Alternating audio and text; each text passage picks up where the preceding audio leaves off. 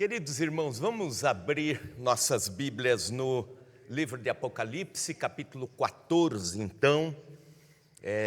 Nós vamos hoje do 14 até o 19 e vamos passar um pouco rápido, mas nas partes mais detalhadas assim, a gente para um pouquinho, né? Mas vamos lá. Tivemos uma pergunta e 2 comentários, né, durante a semana. Bom, que nos foi enviado, de que a tecnologia está caminhando para, no final dos tempos, se ter controle sobre todas as pessoas e de que forma a igreja deve ser orientada, etc. Bom, na gematria, que é aquela comparação de letras hebraicas com números, né? No hebraico não existe número, igual existe aqui na nossa língua, né? Você tem o alfabeto lá com as 23 letras e tem números de 0 até 10, até 9. Então, no hebraico não tem os números. Então, se usa letras para substituir números. Então, por isso, no Apocalipse, a gente faz sempre os números que querem dizer alguma mensagem.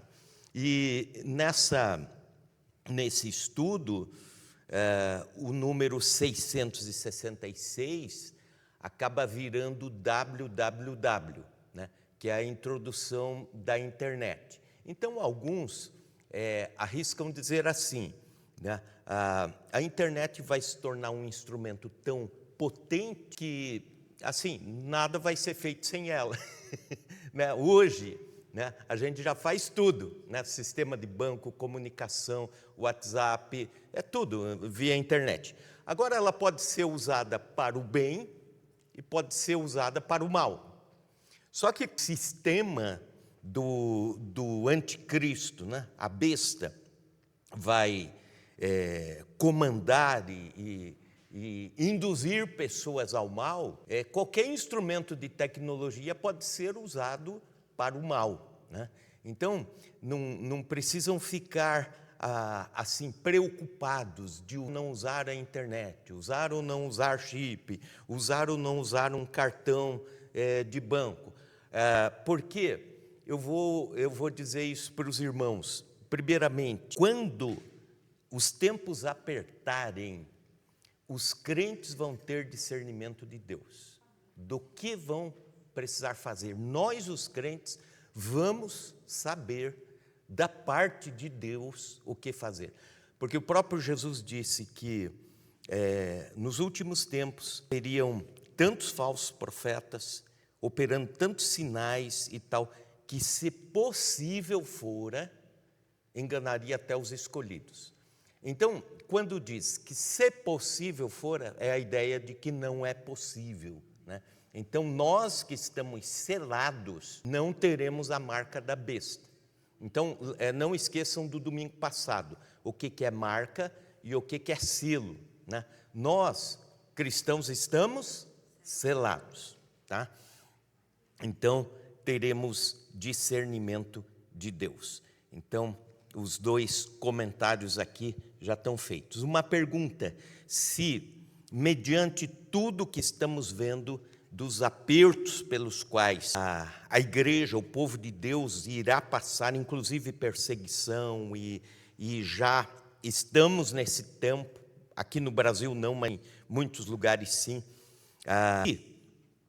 a igreja orar, Deus muda esse quadro de futuro. Não.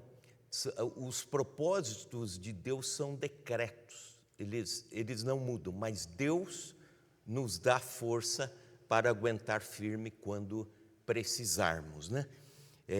Então, nada do Apocalipse deixará de se cumprir. Deus é fiel à sua palavra. Ok, agora indo para o Apocalipse 14. aqui, primeiramente, dos versículos 1 até o 5, existe uma visão dos remidos no céu. Quando aparece aqui no Monte Sião, é a ideia da presença de Deus, a presença absoluta de Deus. Então, quando, por exemplo, em Hebreus 12, 22, faz menção ao Monte Sião, está fazendo menção não ao Monte Sião lá de Jerusalém, está fazendo menção ao estar com Deus, o Sião espiritual. Então, dos versículos 1 até o 5, está falando da igreja no céu, a igreja já arrebatada. E dos versículos 6, indo até o final do capítulo, há uma outra cena antes do arrebatamento. Então, não esqueçam disso. Nós, no Apocalipse, às vezes vemos uma cena depois, outra antes, uma depois do arrebatamento, outra antes, outra, assim, não há uma sequência cronológica. São cenas que o apóstolo João vai vendo enquanto vai recebendo ele vai vendo assim cenas ou pequenos vídeos ou assim, mas não na sequência cronológica totalmente. Várias coisas acontecem na sequência cronológica dentro do Apocalipse, mas não tudo. Então, versículos 1 a 5: Olhei, e eis o Cordeiro em pé sobre o monte Sião, e com ele 144.000, tendo na fronte escrito o nome de seu pai. Então aqui já os remidos estão no céu, o Sião espiritual. Os 144.000 já explicamos o que é a igreja separada do Senhor, organizada, né? E tendo na fronte o seu nome. Mais uma vez, aquela ideia da ideologia. Nós temos a mente de Cristo, diz a palavra de Deus. Nós pensamos as coisas lá do alto e não daqui da terra. Então, a besta irá marcar pessoas na testa e na mão, como que dizendo, o pensamento é dirigido para o mal e as obras. No entanto, nós, os crentes, somos selados. E aqui já está dizendo claramente isso no versículo 1. Aí, versículo 2 em diante: ouvi uma voz do céu, como a voz de muitas águas, como voz de grande trovão. Também a voz que ouvi era como de arpistas, quando tangem a sua harpa. Entoavam um novo cântico diante do trono, diante dos 4 seres viventes e dos anciãos. Essa cena no céu, depois do arrebatamento. E ninguém pôde aprender o cântico, senão os 144.000 que foram comprados da terra. Olha que cena impressionante. No céu, nós, os crentes remidos por Jesus, estando lá,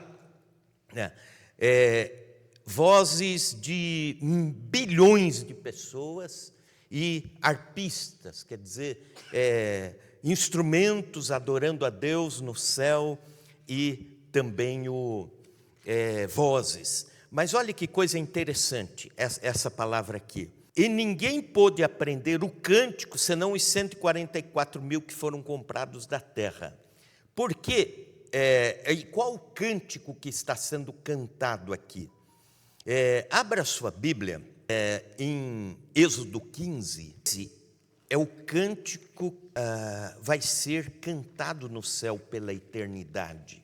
O cântico de libertação, de livramento, de adoração a Deus, o chamado Cântico de Moisés. Lembram que lá nos primeiros capítulos de Apocalipse a gente já encontrou os remidos cantando o Cântico de Moisés. E é interessante o seguinte: se pensar no livramento que Deus deu, nós não vamos ler todo aqui, mas eu vou pedir para que vocês leiam em casa do 15, do 19, um cântico exaltando a Deus pela glória de Deus, pela força de Deus, pelo livramento que Deus deu do faraó, do livramento do velho Egito e abertura do mar e tudo mais. Esse cântico vai ser cantado no céu. Por quê? Por que o texto diz também que só os 144 mil vão cantar porque sabem? Porque olha que coisa interessante, só nós, seres humanos, que um dia estaremos no céu, é que fomos comprados por Deus, saímos do Egito, do pecado, da escravidão e fomos comprados pelo sangue do Senhor Jesus. Os anjos no céu não vão cantar esse cântico. Por quê? Porque eles não pecaram, não conheceram a extensão do mal, nem a extensão do amor de Deus, né? A árvore do conhecimento do bem e do mal.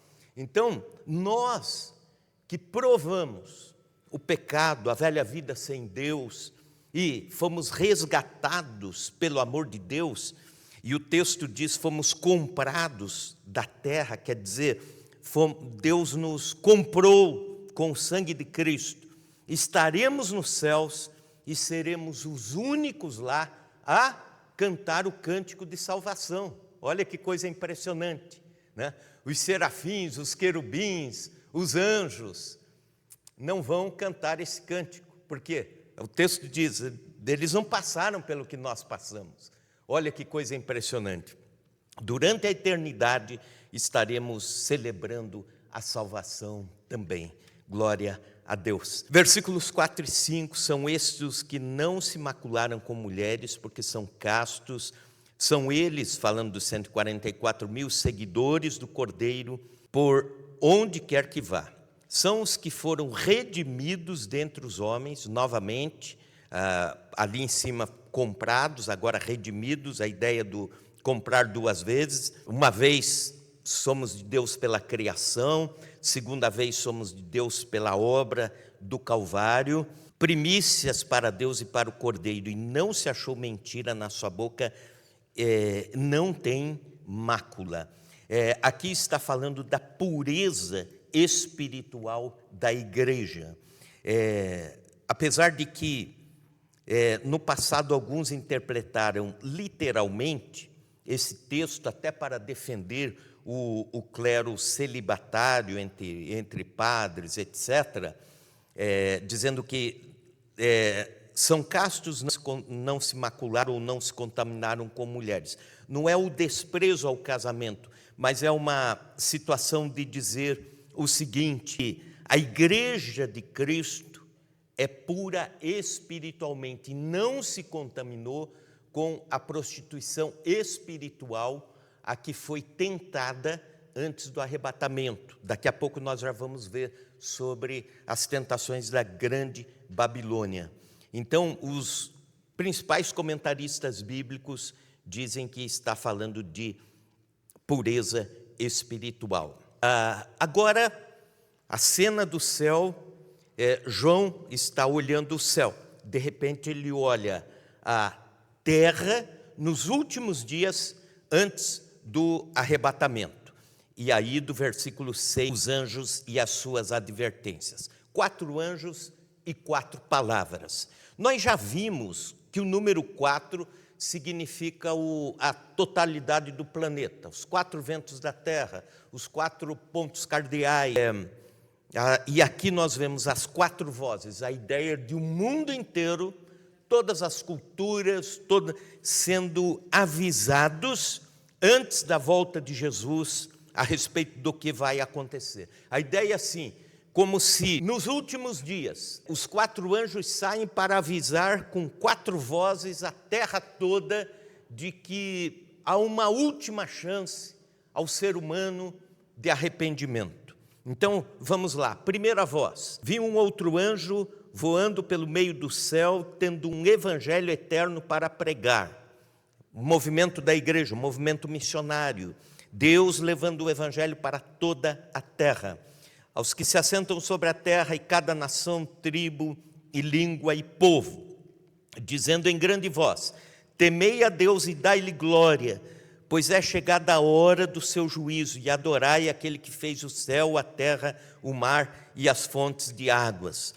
Aí a segunda voz: seguiu-se outro anjo, o segundo, dizendo: caiu a grande Babilônia, que tem dado a beber a todas as nações do vinho da fúria da sua prostituição.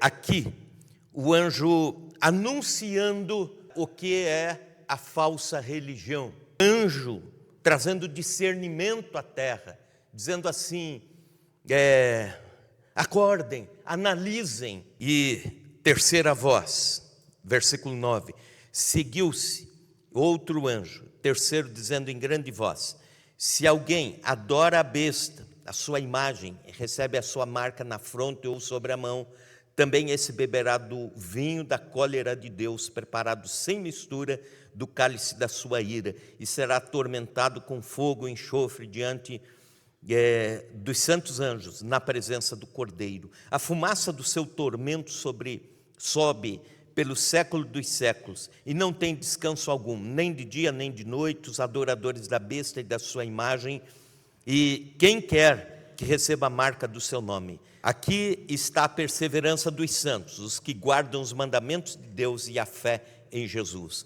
Terceiro anjo sai, avisando toda a terra: acordem, acordem, porque existe um inferno eterno. É essa a mensagem da terceira voz. Aí, o último anjo, versículo 13: então ouvi a voz do céu dizendo: escreve, bem-aventurados os mortos, que desde agora morrem no Senhor.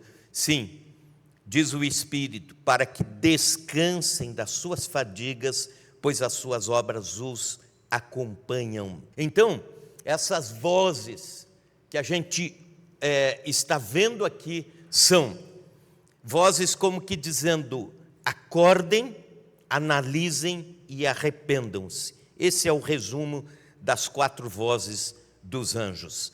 E depois, versículos 14 a seguir, a última expressão de juízo de Deus ainda antes do arrebatamento, versículos 17 indo até o 20. Sim.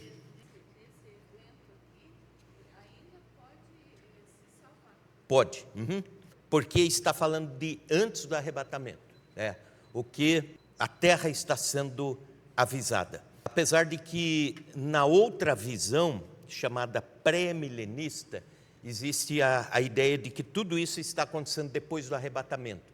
Mas isso foi muito incentivado por um filme que não tem muita fundamentação teológica ou bíblica, o filme Deixados para Trás. O filme fortaleceu uma visão que, de repente, lá na frente ela se torna confusa, como, por exemplo, assim, salvação pelo próprio sacrifício e não pela graça de Cristo.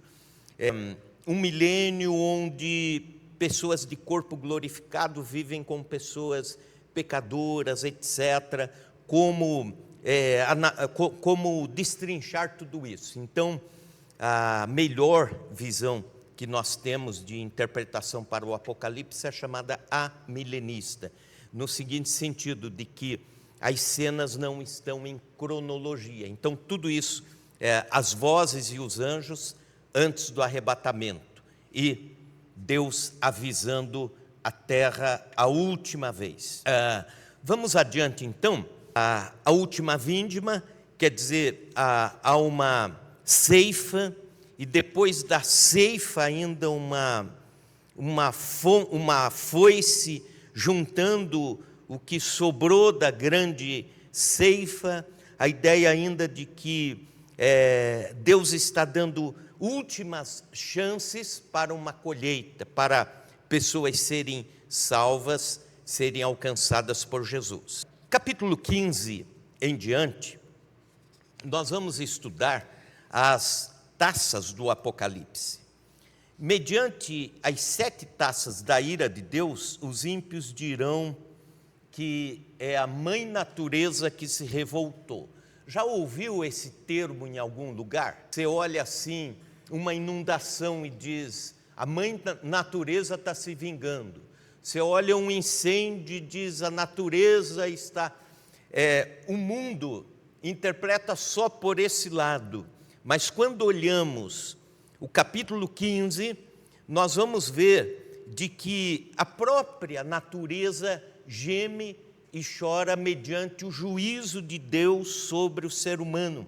É o que está, por exemplo, em Romanos 8, 23.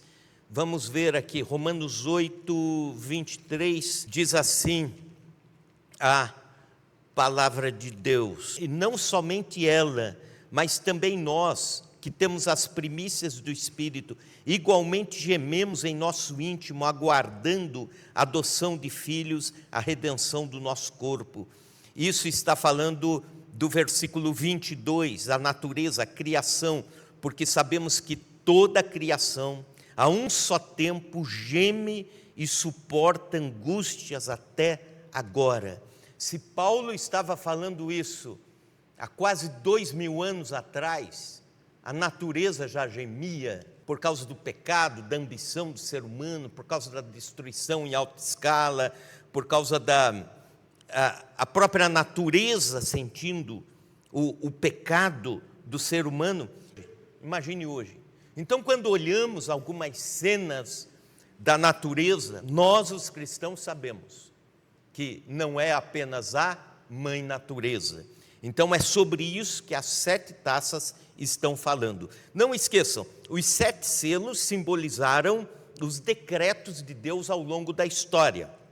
As 7 trombetas significam os avisos de Deus ao longo da história, os chamados de Deus ao longo da história. As 7 taças revelam os juízos de Deus. Deus toca as trombetas, o ser humano continua com o coração duro. Depois vem as taças do juízo de Deus. Então, capítulo 15, vi no céu outro sinal grande e admirável, 7 anjos tendo 7 últimos flagelos, pois com estes se consumou a cólera de Deus. É terrível isso, né?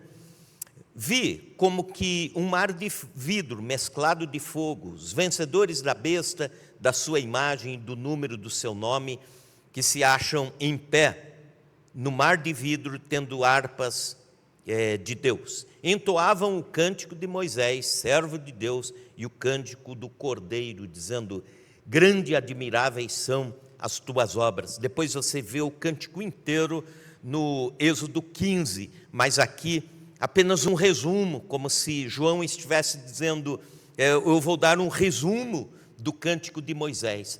Grandes e admiráveis são as tuas obras, Senhor, Deus Todo-Poderoso, justos e verdadeiros são os teus caminhos, ó Rei das nações. Quem não temerá, quem não glorificará o teu nome, ó Senhor? Pois só tu és santo, por isso todas as nações virão e adorarão diante de ti, porque os teus atos de justiça se fizeram manifestos. Deus, na verdade, quando derrama a sua cólera, Ele não está se vingando do ser humano. Mesmo porque nos atributos de Deus, Deus é verdadeiro, totalmente verdadeiro, ao mesmo tempo totalmente justo, ao mesmo tempo totalmente amoroso, ao mesmo tempo totalmente santo.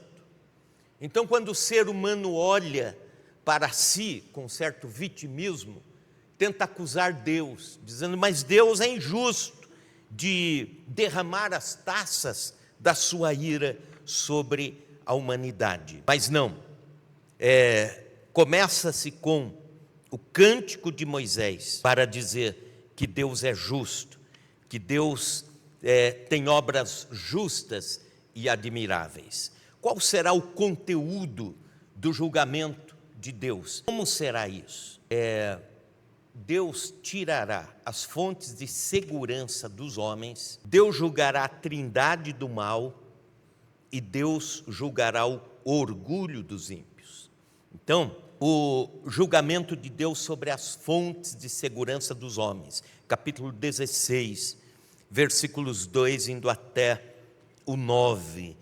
ouvi, vinda do santuário, uma grande voz dizendo aos 7 anjos: ide, derramai pela terra as 7 taças da cólera de Deus.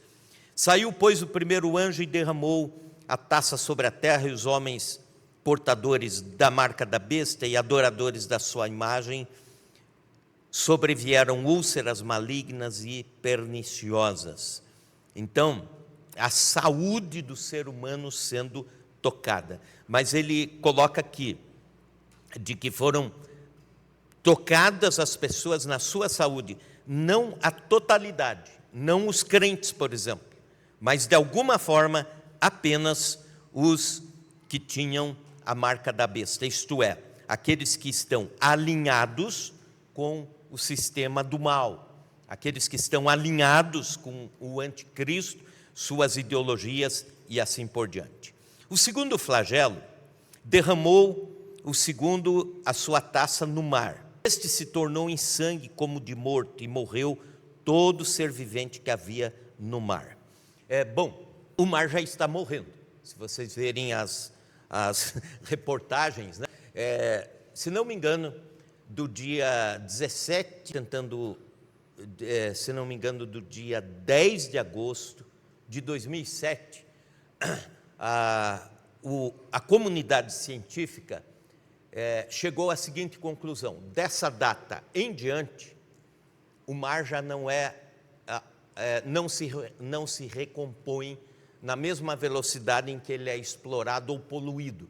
Então, se joga lixo no mar, se joga química no mar, no oceano, se joga plástico e tal, e os oceanos estão morrendo. Até então, eu não sei como que eles fizeram esse cálculo, se tirava peixe do mar, o mar recompunha.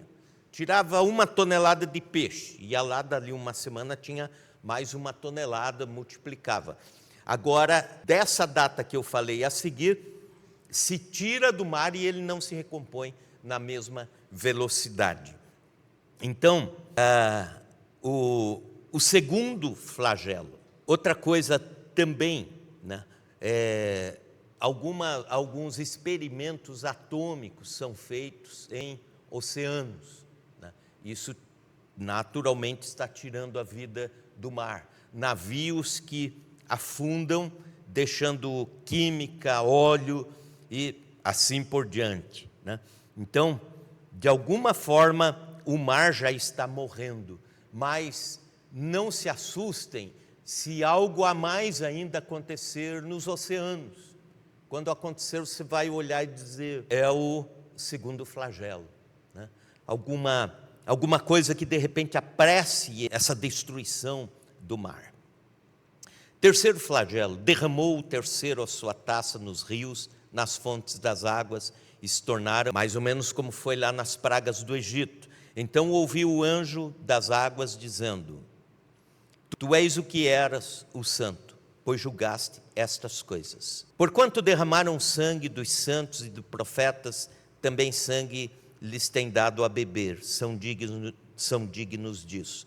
Ouvi do altar que se dizia: certamente, ó Senhor Deus Todo-Poderoso, verdadeiros e justos são os teus juízos. Mais uma vez, o mundo vai reclamar a injustiça de Deus. E mais uma vez, os céus estão dizendo: apesar do julgamento severo de Deus, Deus é justo. Ele não usa apenas a justiça sem o amor, sem a santidade, sem a verdade e sem a oportunidade do ser humano se arrepender. Mas olhe o quarto flagelo. O quarto anjo derramou a sua taça sobre o sol, e lhe foi dado a queimar os homens com fogo. A ideia do superaquecimento, coisas desse tipo, né? Com efeito, os homens se queimaram com intenso calor e blasfemaram o nome de Deus, que tem autoridade sobre estes flagelos, e nem se arrependeram para lhe darem glória. E nem se arrependeram. Então, ao contrário do que se pode imaginar, o mundo recebendo juízo de Deus, Deus dando os últimos avisos, a última ceifa, a última vindima depois da ceifa, e a última chance de arrependimento, e ainda os homens não se arrependeram. O julgamento de Deus sobre a trindade do mal. Lembram que eu falei domingo passado, há uma trindade divina, Pai, Filho e Espírito Santo, né? Só as testemunhas de Jeová que não gostam de ouvir sobre isso. O que mais? Também os unicistas, né? que não creem na trindade como nós outros cremos. Existe a trindade humana, corpo, alma e espírito, em unidade, né? Você e eu não somos três pessoas, mas somos três formas de ser numa mesma essência. Existe a trindade do mal, né? O grande dragão, que vimos na semana passada, o anticristo e a besta, o sistema. Então, o julgamento sobre a trindade do mal. Derramou, versículo 10 em diante, derramou o quinto a sua taça sobre o trono da besta, cujo reino se tornou em trevas, e os homens remordiam a língua por causa da dor que sentiam, e blasfemaram o Deus do céu por causa das angústias, das úlceras que sofriam, e não se arrependeram das suas obras. Mais uma vez, e não se arrependeram. O sexto, então aqui, o julgamento da trindade do mal. Sexto flagelo, derramou sexto a sua taça sobre o grande rio Eufrates, cujas águas secaram para que se preparasse o caminho dos reis que vêm do lado do nascimento do sol. Então vi sair da boca do dragão, da boca do falso profeta, 3 espíritos imundos semelhantes a rãs, porque eles são espíritos de demônios, operadores de sinais, que se dirigem aos reis do mundo inteiro com o fim de ajuntá-los para a peleja do grande dia do Deus Todo-Poderoso. Eis que venho como vem o ladrão, bem-aventurado aquele que vigia e guarda as suas vestes, para que não ande nu e não se veja a sua vergonha. Então os ajuntaram no lugar que em hebraico se chama Armagedon. O julgamento de Deus contra a trindade do mal. A interpretação desse texto a igreja ainda estará na terra, os flagelos estão durante os últimos dias, o julgamento das taças de Deus. Por que não dizer, quando olhamos muitas coisas acontecendo, já são as 7 trombetas, já são 7 selos e já são as 7 taças da ira de Deus. Uma grande batalha espiritual chamada Armagedon, uma batalha decisiva. Quando se falava para um judeu, assim, Armagedon, ele já entendia.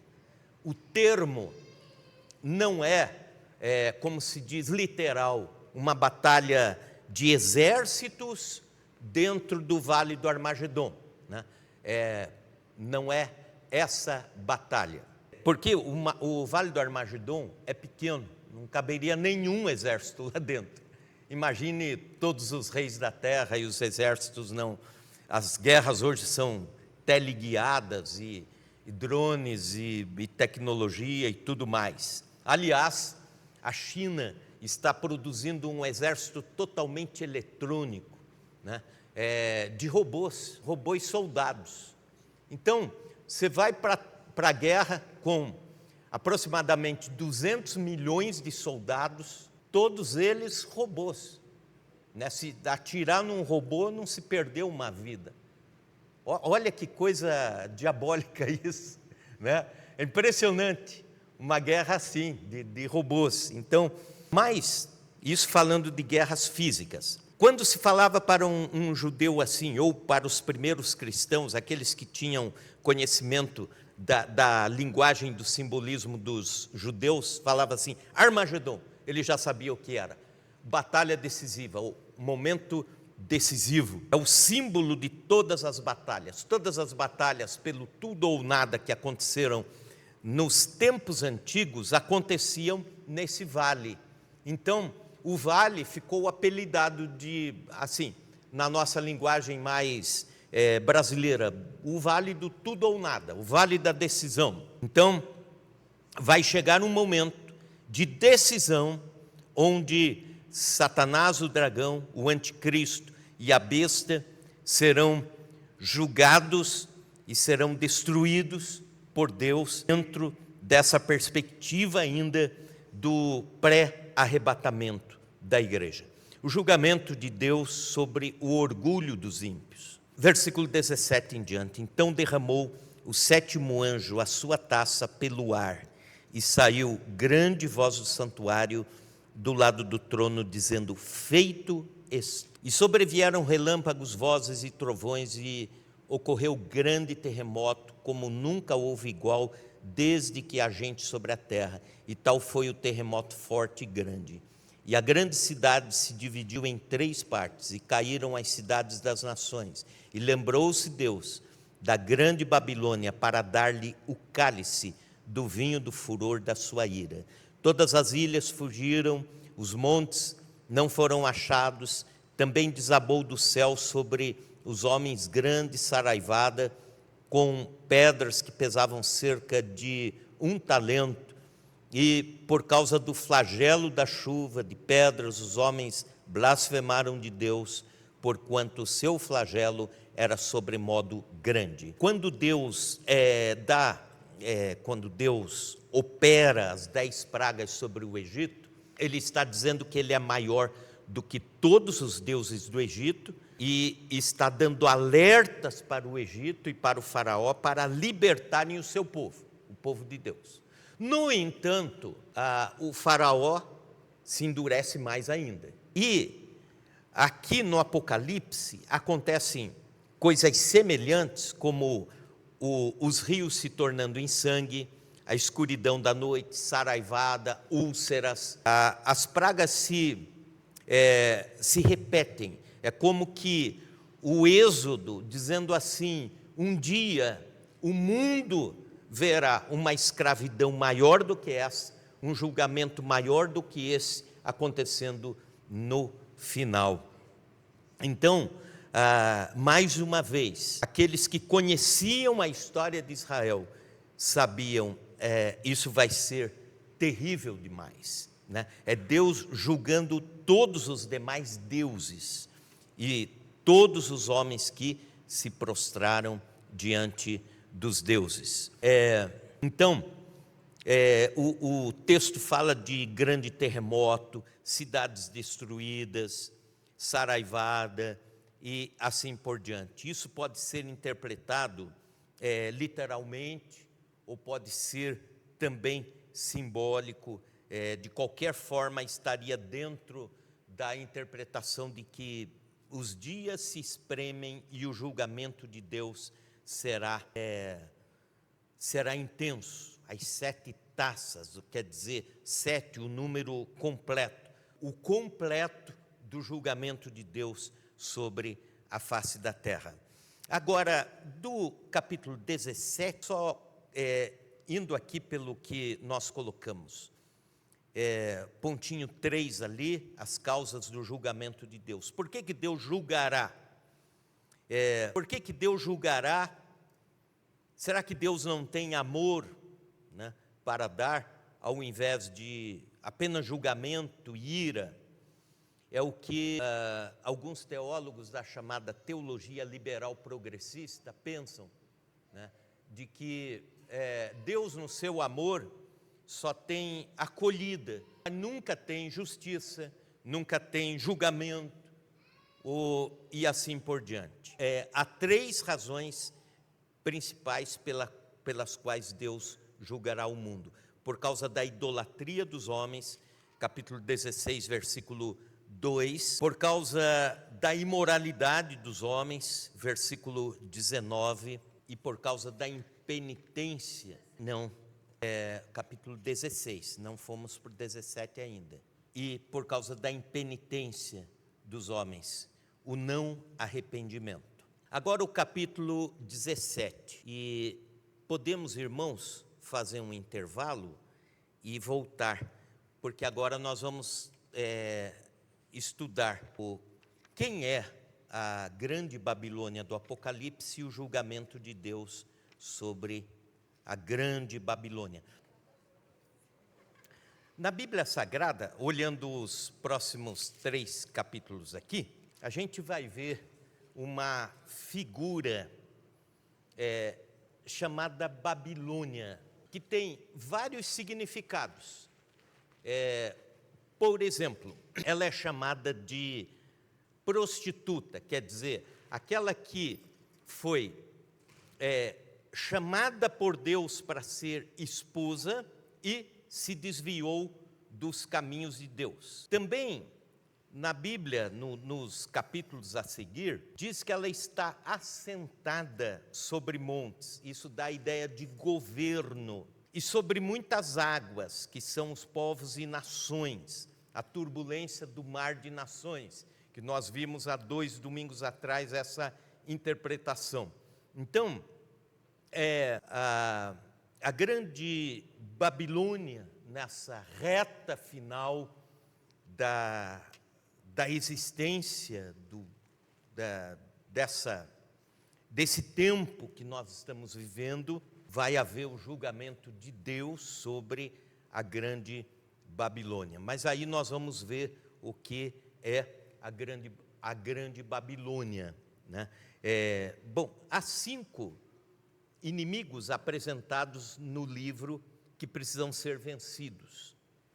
A trindade satânica, que é o dragão, a besta e o anticristo, que também é chamado de a besta que sobe da terra. Mas também, além da trindade maligna, os homens que se portam com a marca da besta, aqueles que são perseguidores do evangelho, inclusive, e a Babilônia, que é chamada de a mãe das grandes prostituições, ou então da sedução religiosa. O que é a grande Babilônia? Então vamos ver versículos 1 a 18 do capítulo 17. Versículos 1 e 2, veio um dos 7 anjos que tem as 7 taças e falou comigo dizendo, vem mostrar-te-ei o julgamento da grande meretriz que se acha sentada sobre muitas águas. Ainda, não esqueçam, ainda falando de julgamento, as taças da ira de Deus. Versículo 2, com quem se prostituíram os reis da terra e com o vinho da sua devassidão foi que embebedaram os que habitam na terra. Versículo 15, falou-me ainda, as águas que viste onde a meretriz está sentada são os povos, multidões, nações e línguas. O poder da grande Babilônia, onde ela se assenta, governa sobre povos. A perspicácia da Babilônia, versículo 3, indo até o 5, transportou-me o anjo em espírito a um deserto e vi uma mulher montada numa besta escarlate, besta, agora não se trata daquela visão da mulher e o dragão, onde a mulher, naquela visão de João, era a igreja. Aqui não, já não é a mesma visão e já não é a mesma mulher. E vi uma mulher montada numa besta escarlate, besta repleta de nomes de blasfêmia, com 7 cabeças e 10 chifres. E achava-se a mulher vestida de púrpura, de escarlata, adornada de ouro, de pedras preciosas e de pérolas, tendo na mão um cálice de ouro, transbordante de abominações e com as imundícias da sua prostituição. Versículo 5, na sua fronte, achava-se escrito um nome, um mistério, Babilônia, a grande, a mãe das meretrizes e das abominações da terra. Alguns detalhes aqui.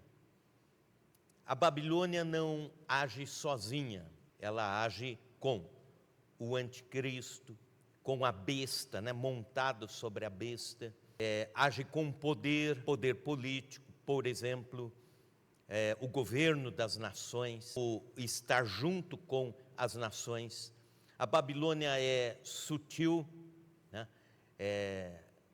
Note que a ação é tão sutil, de forma simbólica. João só percebeu a desgraça quando foi levado no espírito para o deserto. É na solidão, no isolamento, em meio ao sofrimento, que a igreja percebe os caminhos maus deste mundo. A Babilônia não se apresenta de qualquer jeito, ela é sofisticada. Versículo 4, adornada, escarlate, pedras preciosas, ouro, vestido de púrpura, pérolas e assim por diante. É chamada de a mãe das seduções. Ela é enganosa e significa perigo.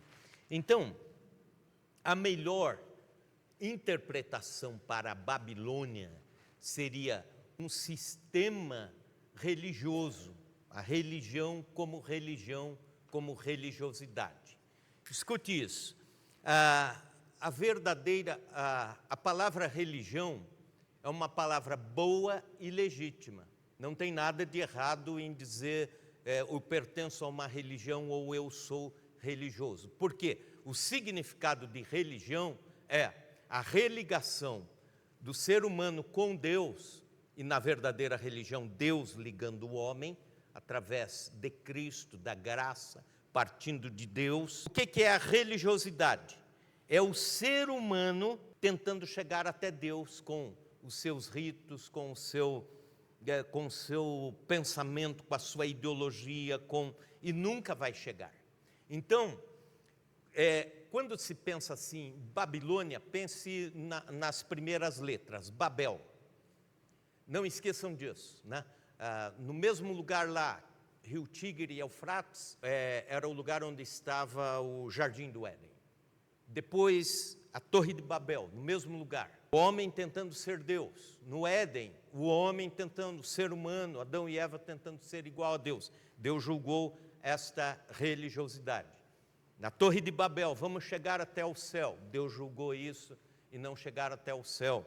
Então, aí chega a Babilônia, no mesmo lugar, entre os rios Tigre e Eufrates. E aí, quem lá na Babilônia tentou ser igual a Deus? O rei Nabucodonosor. E Deus julgou esse rei. Depois ele se converte, mas depois de 4 anos pastando como animal. Então, quando fala da Babilônia, é a ideia assim, sistema religioso do homem querendo ser Deus.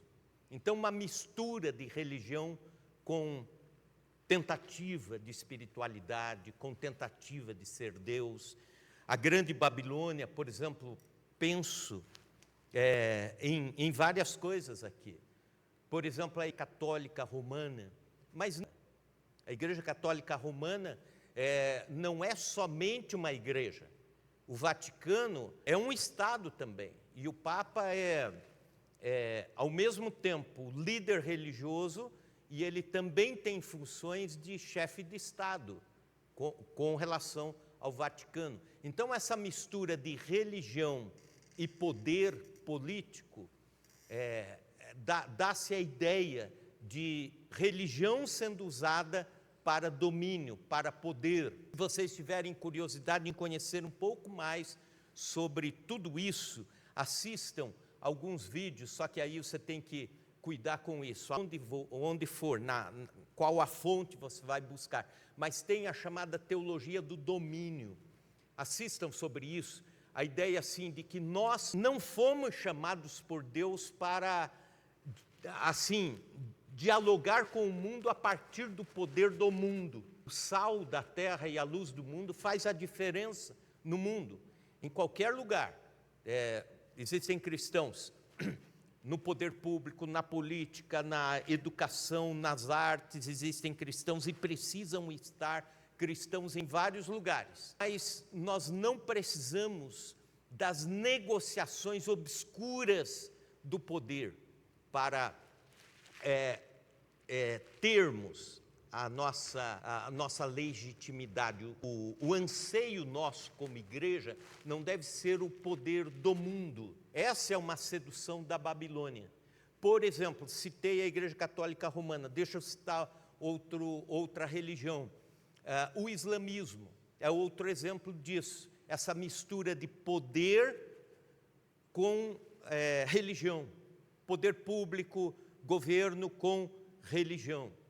O que mais? Os mormons tiveram isso em alguns estados dos Estados Unidos.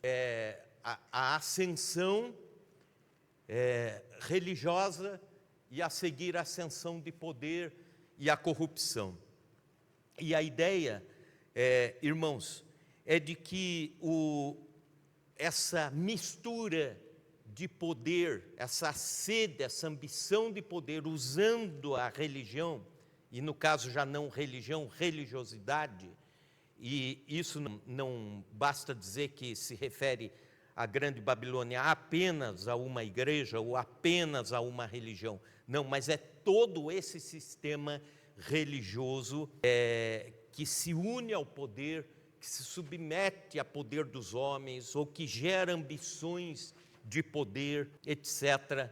Todo esse sistema de corrupção será julgado. Então, é o perigo da Babilônia, a Babilônia sendo destruída. Veja comigo o capítulo 18. Depois dessas coisas, vi descer do céu outro anjo que tinha grande autoridade, e a terra se iluminou com a sua glória. Então exclamou com potente voz, dizendo: caiu a grande Babilônia, e se tornou morada de demônios, covil de toda espécie de espírito imundo, esconderijo de todo gênero de ave imunda e detestável, pois todas as nações têm bebido do vinho do furor da sua prostituição. Com ela se prostituíram os reis da terra. Então, as alianças, aqui o que eu estou falei agora há pouco, essa mistura de homens, poder humano, poder das nações com a religiosidade, usando a religiosidade como combustível para isso. Também os mercadores da terra se enriqueceram às custas da sua luxúria. Esses sistemas religiosos que eu citei, ou outros, você vai ver que sempre vai ter um poder econômico muito alto no meio disso. Sede até pelo poder econômico. Ouvi outra voz do céu dizendo: retirai-vos dela, povo meu, para não serdes cúmplices dos seus pecados e não serem participantes dos seus flagelos. Olha que coisa impressionante. Existe gente escolhida por Deus na Igreja Católica? Existe. Só que vai chegar um tempo que é essa voz de Deus dizendo: sai dela, povo meu, para não serem cúmplices, porque vem julgamento.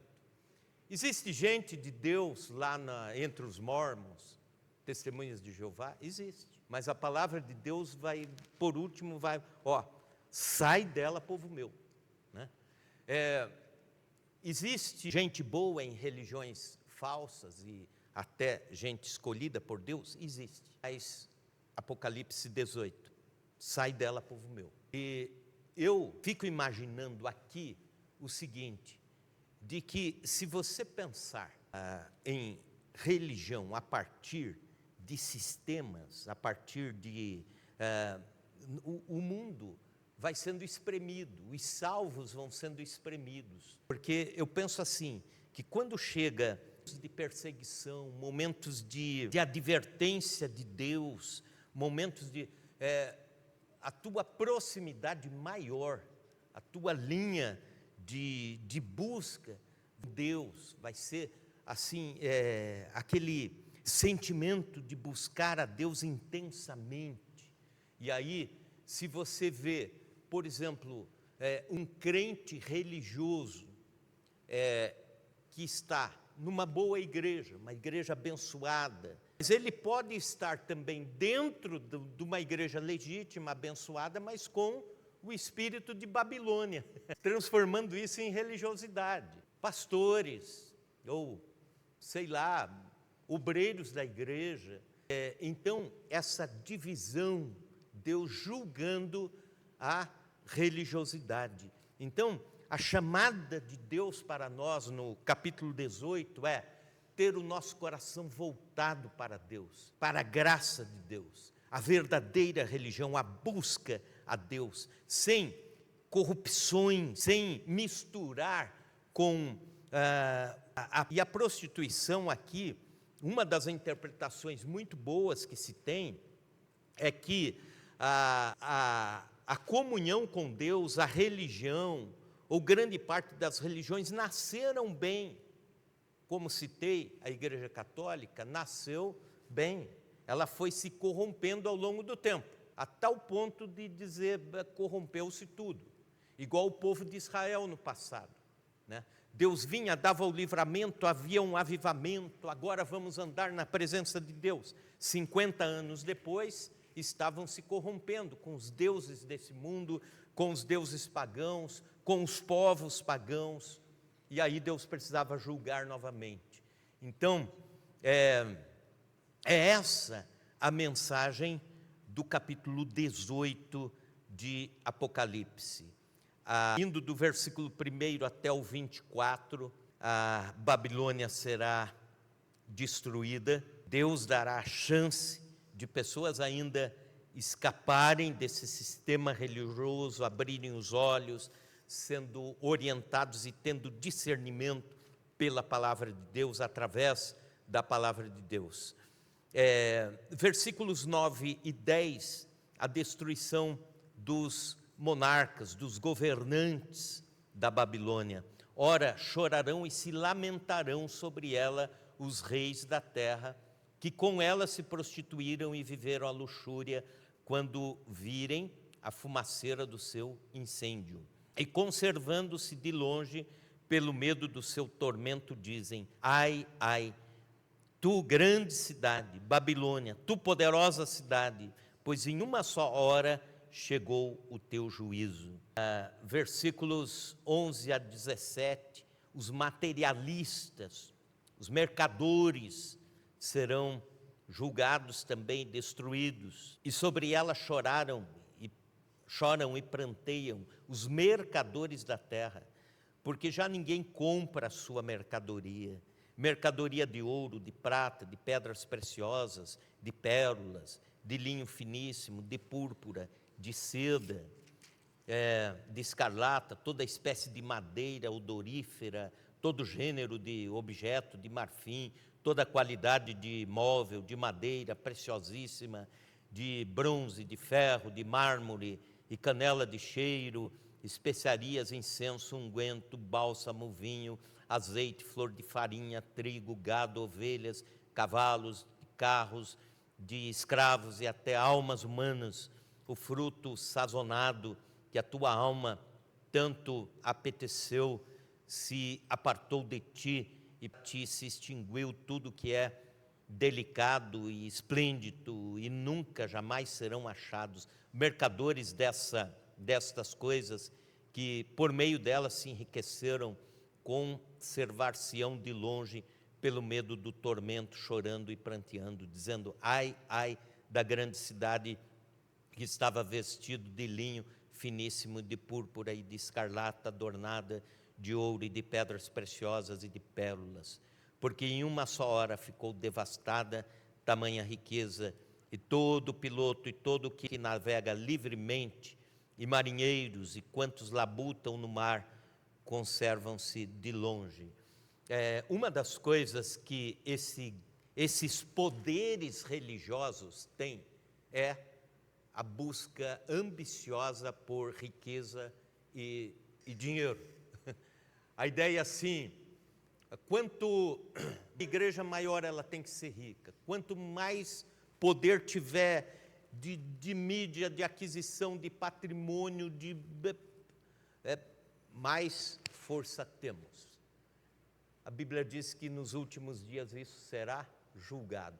O mercantilismo da fé será julgado. Quando a gente, nós crentes, né, da linha protestante histórica, quando a gente olha os absurdos que essa turma faz para ganhar dinheiro, a gente fica assim até com vergonha, sabe? Alguns lugares eu tenho vergonha de dizer que sou pastor, né? Você chega assim em alguma rodinha, o que você faz? Ah, eu sou pastor, o cara já segura a carteira aqui para... é chato isso, mas a Bíblia está dizendo, isso será julgado.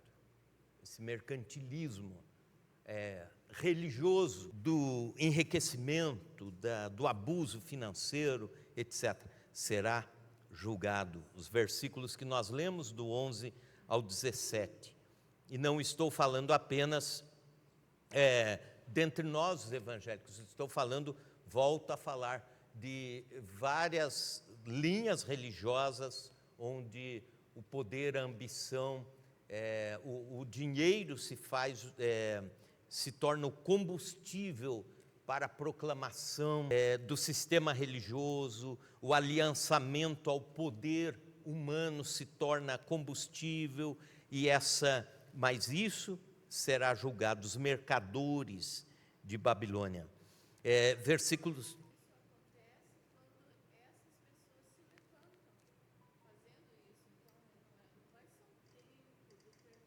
Uhum.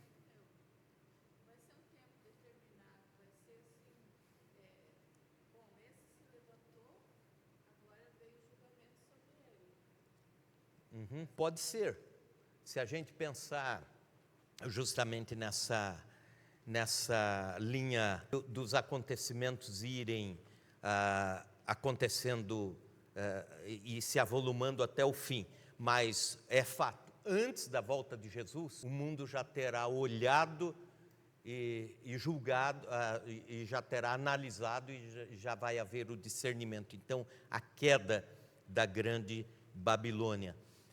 Versículos 17 a 19, porque em uma só hora ficou devastada tamanha riqueza, e todo piloto e todo aquele que navega livremente, marinheiros e todos que labutam no mar, conservam-se de longe.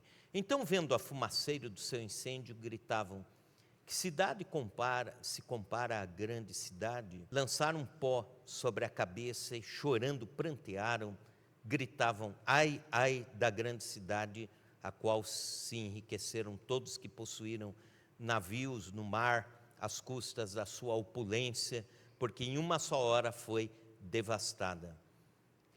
Então, a ruína da grande Babilônia. Versículo 20 em diante: exultai sobre ela, ó céus, e vós santos apóstolos e profetas, porque Deus contra ela julgou a vossa causa. Olha que coisa impressionante.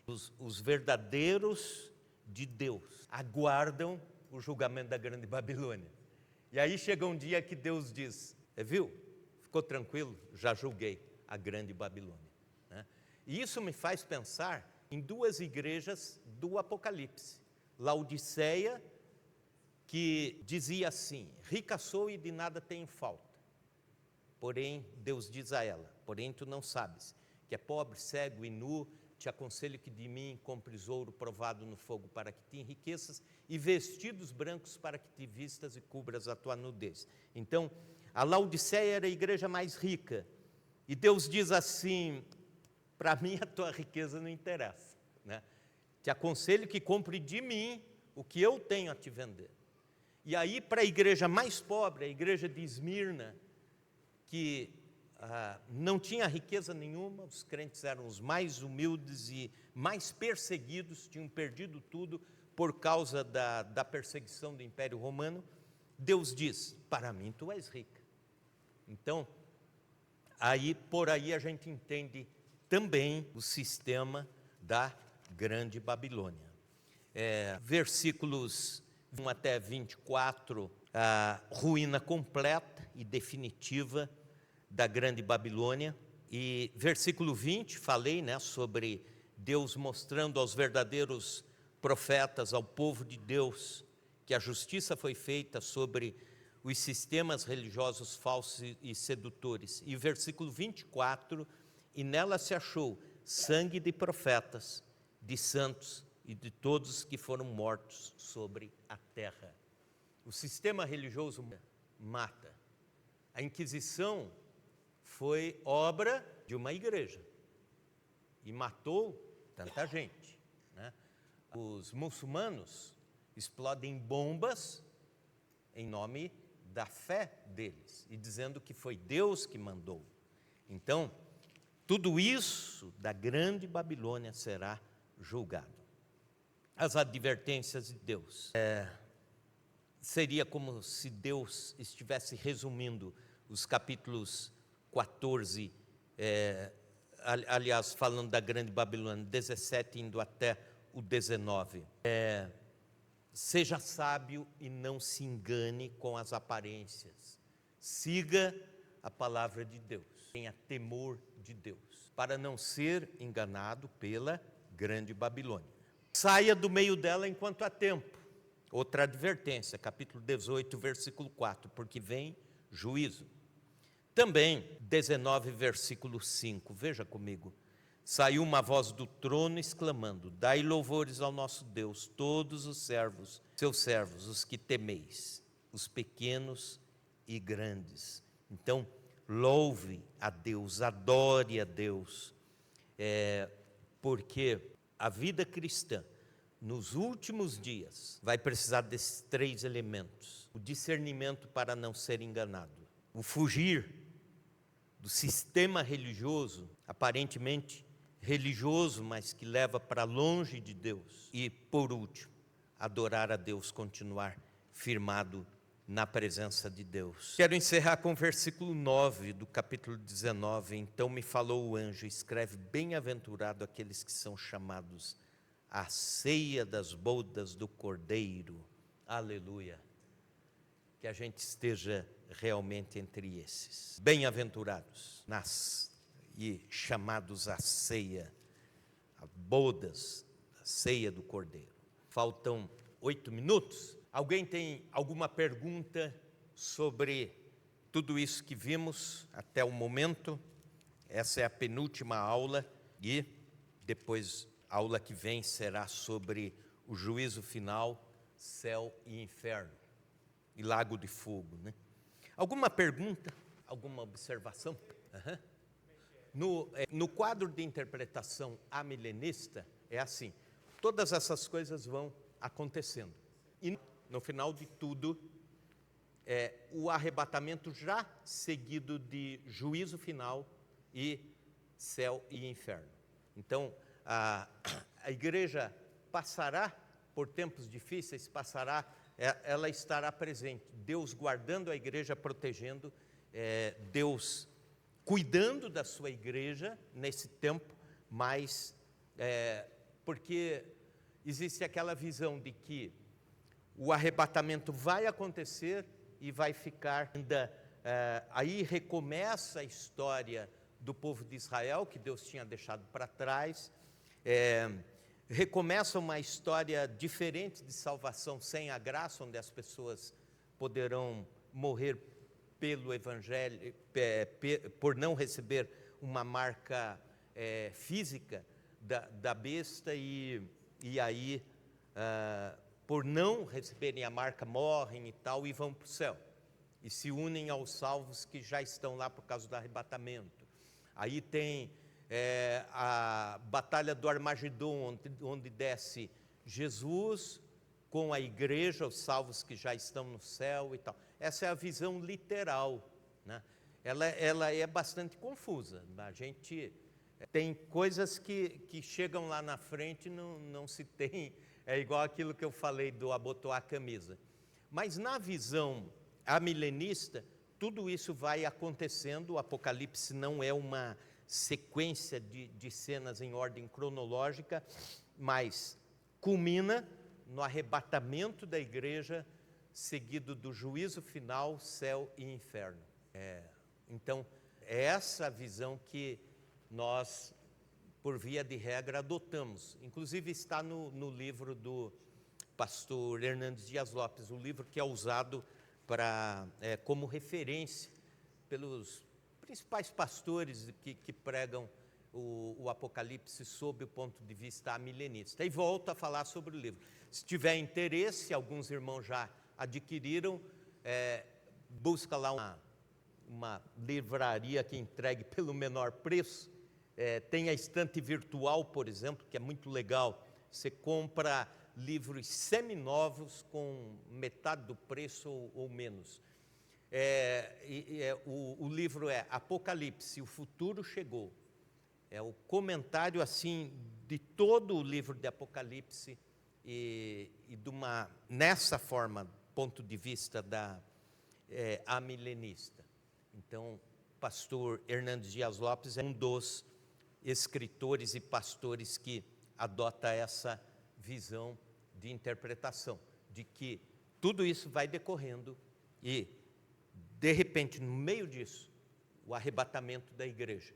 E aí o juízo final já acontece de imediato. Mais alguma pergunta? Pastor, eu acho que nós já estamos vendo esse tempo, né? Já? Aqueles que vai querer ser honestos, eles vão sofrer muito. Os desonestos, eles estão destacando muito, porque já está assim, né? Exatamente. Uma reportagem na Record essa semana, tem 20 anos que estava atuando uma igreja no estado de São Paulo, e assim, então ele só usava gente rica.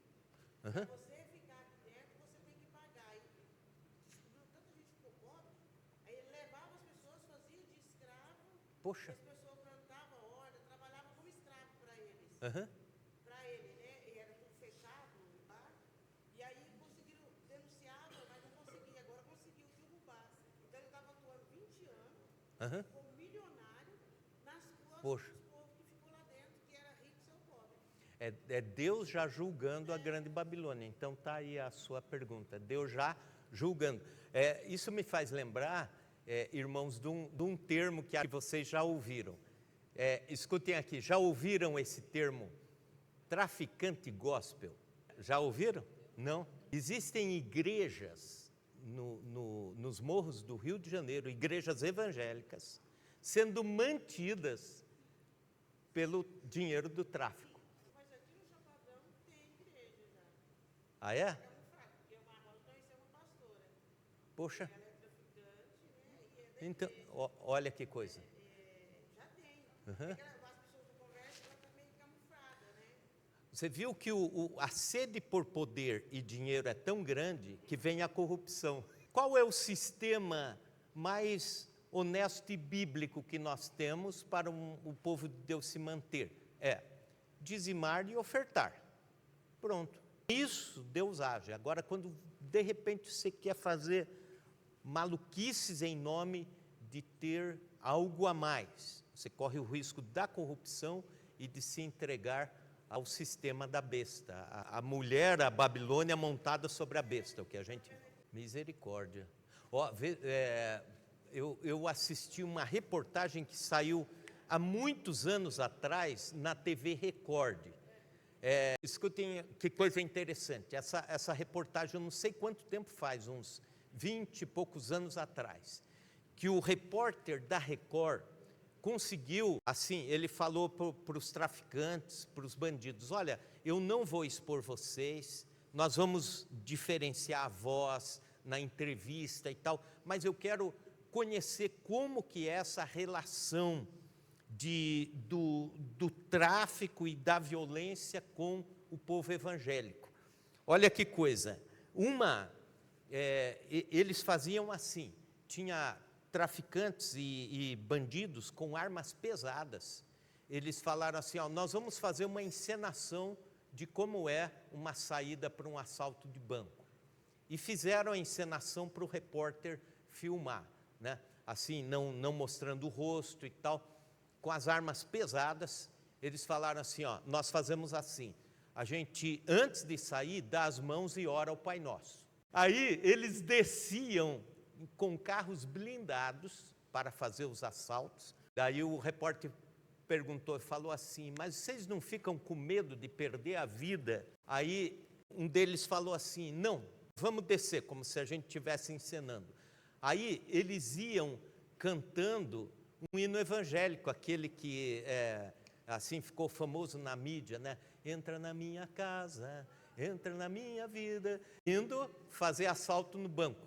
Aí um dos assaltantes falou assim: olha, eu estou sob a proteção de Deus, porque enquanto eu estou indo fazer o meu trabalho, minha mãe, que é da igreja tal, e ele está lá em casa, de joelho dobrado, orando por mim para a polícia não atirar. Olha a confusão mental disso. É o sistema religioso cheio de ambição, ao mesmo tempo negociando poderes do mundo, e vai chegar num tempo, né, que eu imagino, a igreja vai ser purificada de forma a quem quiser viver mesmo na graça de Deus, na dependência de Deus, vai passar aperto, mas que se passe com honestidade e verdade, né? Legal. São reflexões, a gente vai ver essas coisas acontecerem. E nós crentes, vamos dizer, é o sistema da grande Babilônia. Mas o mundo coloca, infelizmente, eles colocam todos nós num pacote só. É evangélico, está no pacotão, é farinha do mesmo saco. E não é. Amém.